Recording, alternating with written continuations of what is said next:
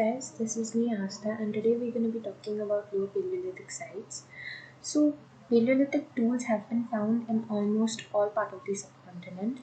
Although hardly any sites have so far been discovered in alluvial stretches of Indus or Ganga Valley, they have been identified on the rocky area within or on the margin of these valleys.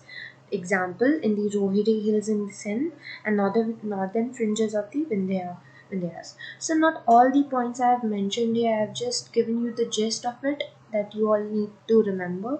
Like for example, where we have found the tools, we have found mostly it has been found in the rocky areas, right? That is Rohiri Hills in Sindh and northern fringes of Vindhyas. Alright, so site are prolific in other parts of the subcontinent, especially in peninsular India. Leaving aside the coastal plains, comparatively few Paleolithic habitation sites have been identified, but it can be assumed that the people lived close to the source of food, water, and stone in different kinds of habitats. For instance, along the bank of river or streams, and in the cave and rock shelters. So here, it just have. In this para it's just explained that where we have found where the rocks or the artifacts have been found, and then it has been suggested that maybe they there is we have assumed that they lived like very close to the sources of food, water, and stones, that is along the bank of rivers or the caves or rock shelters, right? Like for example, we have found like many places like rock shelters. If we talk about caves, then we have found in Bhimbetka, Madhya Pradesh, we have found like lots of caves, all right, and then in Tamil Nadu we have found Gudiyam cave. So like that, there are lots of sites. Then excavated sites are comparatively very few, and most of the evidences come from the surface find of the stone tools. Because of insufficient data, most sites it is necessary to focus on the published result of the stone tool. Excavated sites are comparatively few, and most of the evidences have come from the surface find of stone tools. So there is insufficient data from most sites, so it is necessary to focus on the published result of the stone tools found in clearly defined stratigraphic context. Okay, so some sites were inhabited over many stages of Stone Age. So even though we need to rely on the data, some of the evidences, like we can rely on some other things that are, for example, we can say the deposits. Okay, on the basis of deposits we have found that the climate, what was the prevailing climate in the Paleolithic period.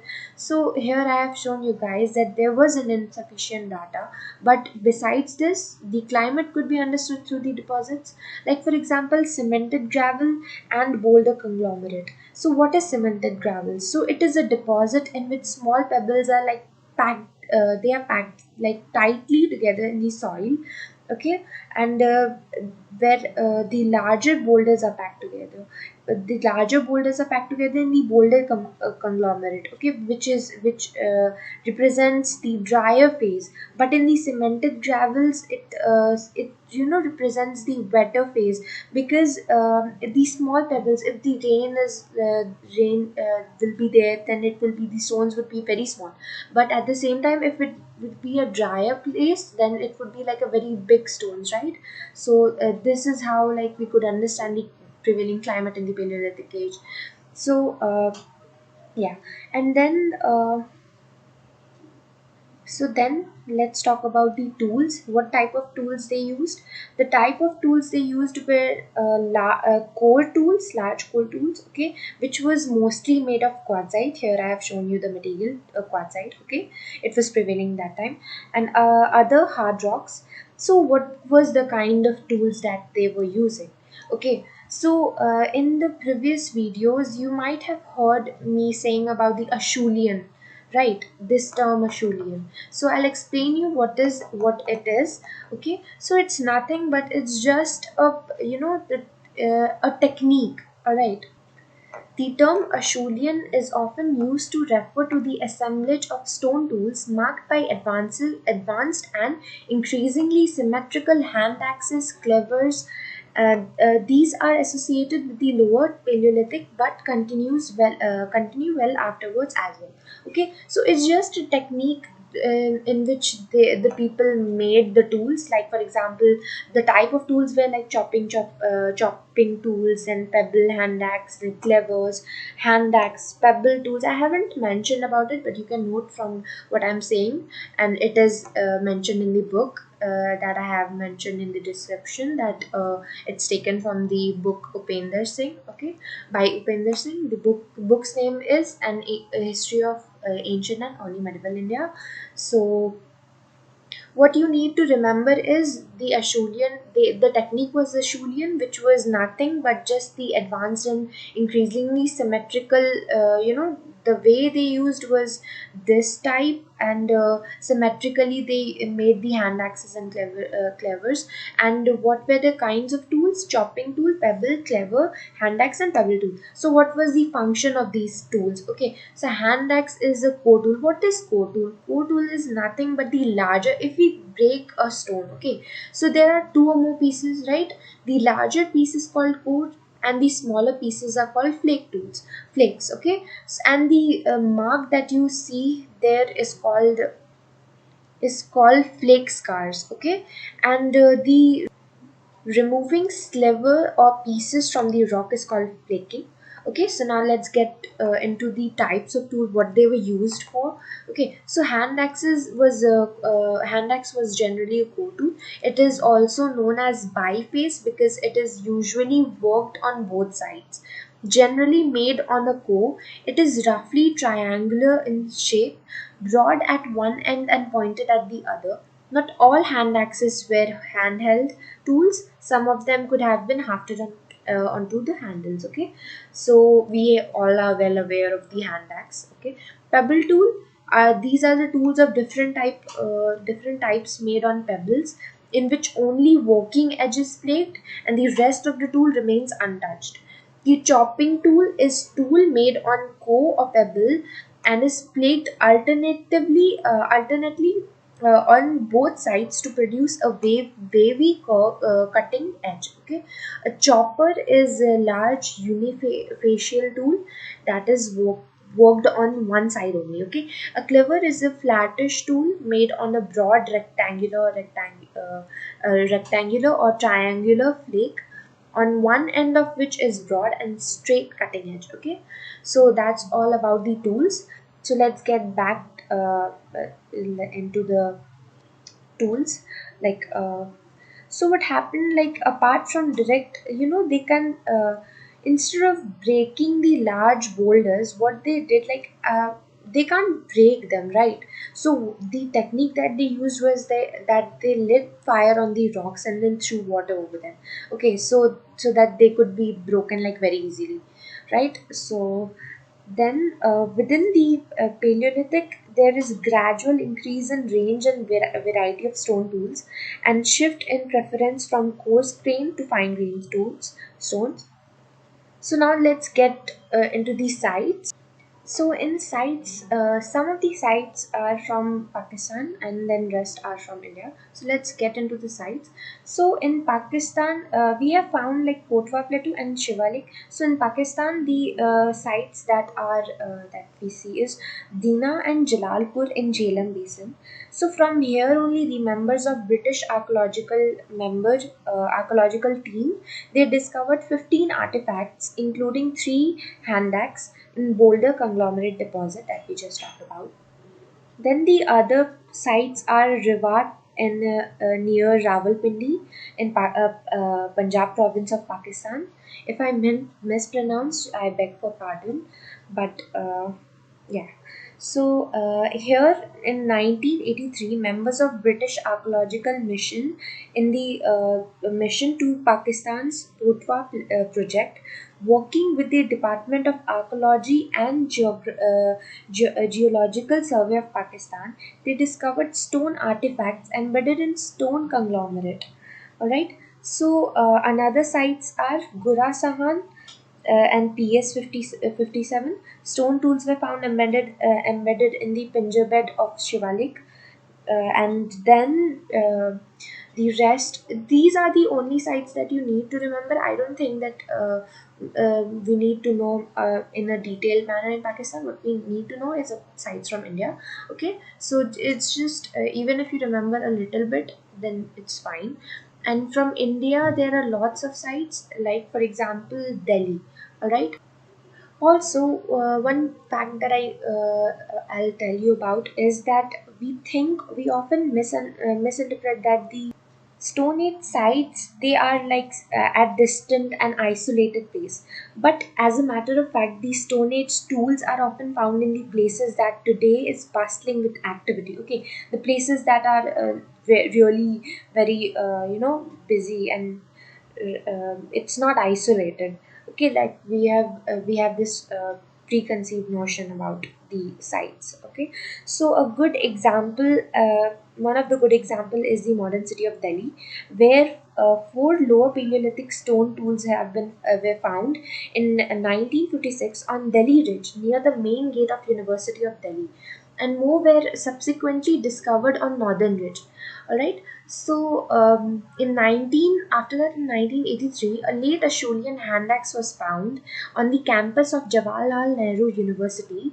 Okay, a systematic study of Stone Age sites in South Delhi and adjoining area identified 43 sites ranging from Lower Paleolithic to Microlithic. Okay, an excavation at Anangpur in Badarpur Hills to the south of the city revealed like thousands of early and late Ashurian tools, and also we have found like paleo channels. Okay, of the Yamuna River. The evidence indicate that this is a large lower Paleolithic habitation and factory site. So what is factory site? Factory site is where the stone tools were made. Okay, and these tools were also like taken from one place to another. It was shifted, but factory site is where it was made, and maybe they use there also, but factory site is where they used it. Okay, made it. Then we will come to Rajasthan. Okay, here all the important facts I have mentioned. So in Rajasthan, we see that the lower, middle, and upper Paleolithic tools have been found near and around Ajmer. Okay, stray finding of lower Paleolithic tools have occurred in the Luni Valley. So if you see the map, I haven't put it, but you can see it. You can get it on internet anywhere. So that the what you need to remember is the valleys. Valleys are the places where we have found like most of the tools. Like for example, in Rajasthan, we have found tools have been found in Luni Valley. All right. So there are like lots of valley. Okay, Narmada Valley, then Mahanadi Valley, most of the places. Okay, so what happened in Rajasthan, we have found that there is a detailed profile of the Didwana area of Nagaur district in western Rajasthan, with a sequence extending from the early to middle Paleolithic. Okay, the Mogra hill near Jodhpur seems to have been factory site where lower, middle, and upper Paleolithic, as well as Mesolithic tools were made. So these are the places in the states. I have given you state wise. In the book you haven't, like you'll get it like this, but in sequence you I have just pointed out like in Delhi, in Rajasthan, Gujarat. Okay, state wise. So what happened in Rajasthan? I have shown you here that the this represent L, M, and U.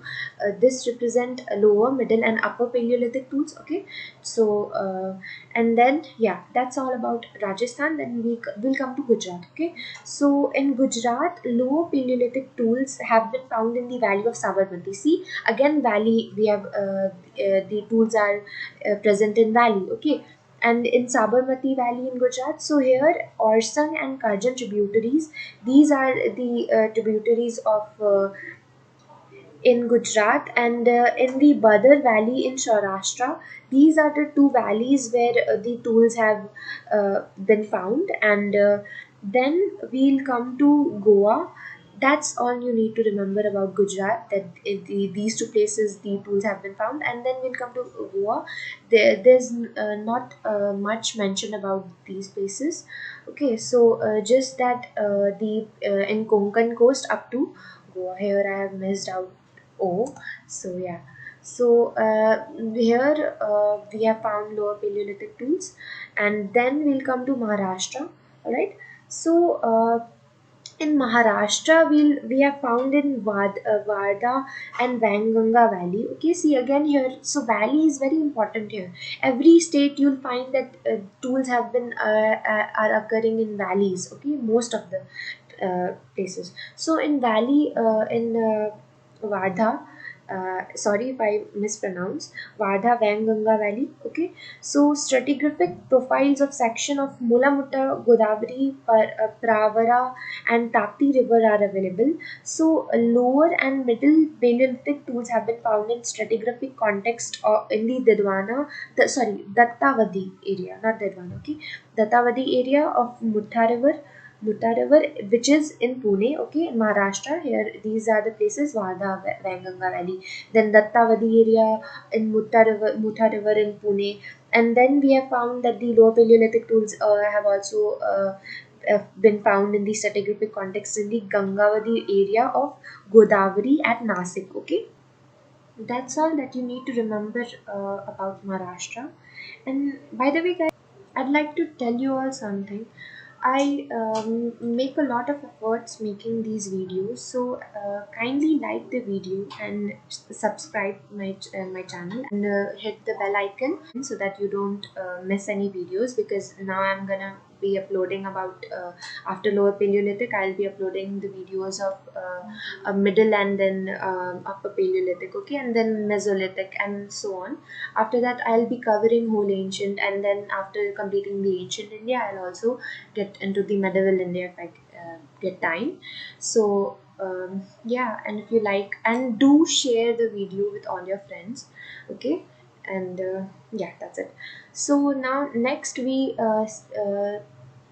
come to the valleys that I've been talking about.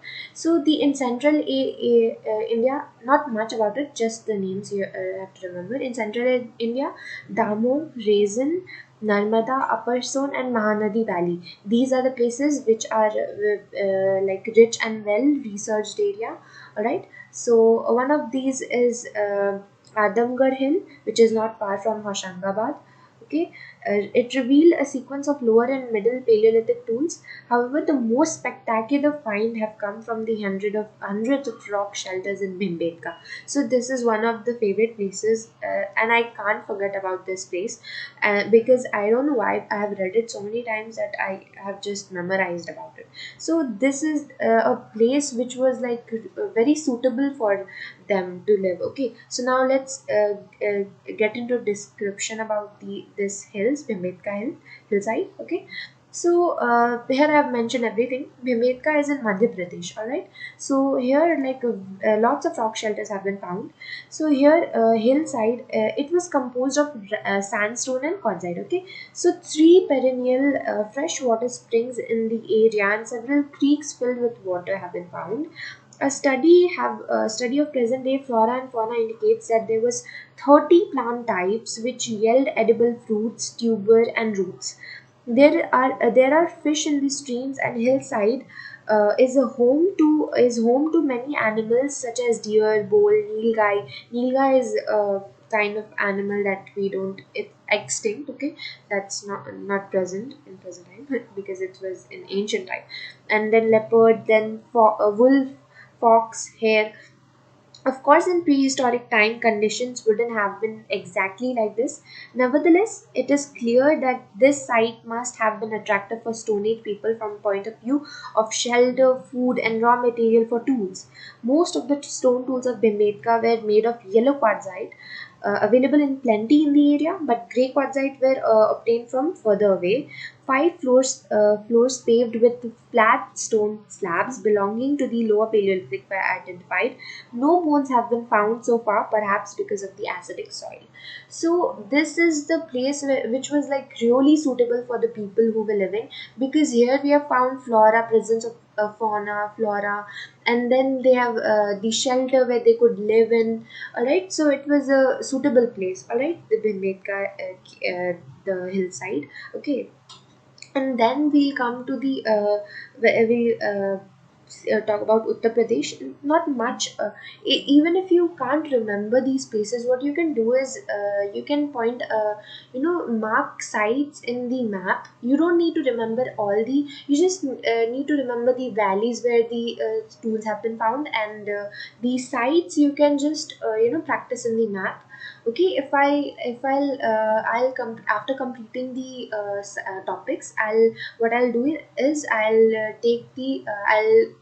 discuss about the sites. Okay, all the Paleolithic, middle, upper and lower, all the Paleolithic sites I'll be mentioning about in my videos. Okay, so just so that it could be easy for you guys. So then in Belan Valley, Uttar Pradesh, there the occurrence have been found in Belan Valley. And then detailed study have revealed a sequence of Stone Age industries from Lower Paleolithic to Neolithic to Protohistoric. Okay, so and then that's it about the Uttar Pradesh, and then we'll come to the Bihar. So in Bihar, in the eastern India, a Lower Paleolithic living and working floor were excavated at Pasra in the Karangpur forest near Munger. A whole area was rich in finished and unfinished artifacts, broken pieces of stone and anvil. 8 post holes were found, marking places where wooden posts have been dug into the ground to support thatched hut. So, what is post holes? Post holes are nothing; it's just the holes to support the whatever the kind of structure that they were making. Like for example, the here it's written wooden posts. Okay, so whatever, if it's made of wooden or if it's thatched hut, whatever it is, it's just to support. For example, they dig into the hole and they put the wood or anything just to support the upper area. Okay, so that's it about Uttar Pradesh. Then river valleys and foothills of Chota Nagpur Plateau in Jharkhand and adjoining area of West Bengal have yielded lower Paleolithic tools. And then in Orissa tools of all three phases of Paleolithic have been found in many places. A large number of lower, middle, and middle Paleolithic tools were found in exploration at Dari Dungri in Sambalpur district, and lower Paleolithic tools have been found along the valley of Budhabalan and Brahmani river. Okay, I'm really sorry, guys, if I mispronounce any word. Just don't take it personally. Yeah, and that's all about the eastern part. So at first we talked about here we talked about the northern parts. Okay, for example, Delhi, Rajasthan, Gujarat, okay, Goa. So not Goa, of course, and so Maharashtra. So these were the northern parts that we talked about, and then central parts like Madhya Pradesh, Uttar Pradesh, Bihar, Jharkhand, West Bengal, Odisha. Okay, now we'll come to the southern part. Okay, so in southern part, the term they had that have been given was Madrasian. All right, why? Because it have been they because of the fact that they assume that it was different from the other parts of the country. Okay, because of the supposed absence of pebble tools. But actually, researchers in the past few decades have proved that this is really very incorrect. Okay, so the pebble tools such as choppers, and that the pebble tools such as choppers and chopping tools have been found along with the hand axes at several sites. All right. So now we'll come to Karnataka. So in Karnataka, the one of the valley is Malaprabha, Ghataprabha Valley, and then the next is Humsi Bajpal and Krishna Valley. All right. So one in Humsi, we are on the bank of a tributary of Krishna River. Actually, what happens here, sites like very few types of artifacts may represent places where certain specific activities, such as making tools or killing games, were carried out. So here I have missed out that I have mentioned that the activities like making tool, killing games were carried out, but it was like very less number of sites indicated that. Okay, so yeah, don't read this, just ignore it. And then sites where tools occur in large number and variety may have been temporary campsites. Still, larger sites where stone tools have been found in greater profusion and variety may have been places where group of people lived for longer period of time. So in Hungsi, the tools were made mostly of various kinds of stone, including limestone, sandstone, quartzite, dolerite, and shale, some of which were locally available. And in one of the excavated areas, huge granite blocks were arranged around a 63 square meter area, perhaps used for support for temporary shelter, and shelter made of branches, grass, and leaves. Today, the area around Humsi support 40 types of wild edible plants as well as plenty of small game. Okay, so then we'll come to Andhra Pradesh. Lower Paleolithic tools have been found in inland area as well as coastal Vishakhapatnam area, where they have been connected to sea level over 7 meter above the present one. So I have just mentioned about the area, the sites where it has been found. I haven't mentioned about a lot about these, what have been found, and some places I have mentioned and some places you can note while I'm speaking. So yeah. So then here in Nagarjuni Konda, Arjuna Konda. Sorry, really sorry if I mispronounce. I'm saying it over and over again because I know that I do mispronounce a lot. So one of the sites that have been studied extensively has given paleoclimatic evidence of three alternative wet and dry cycles. Choppers and scrappers made of quartz have been found in Palghat district of Kerala. So I haven't mentioned about Kerala. You can note it down. So it takes a lot of time. So kindly appreciate what I have done. So and yeah, it's like a lot difficult to mention each and everything. So then we'll come to Tamil Nadu.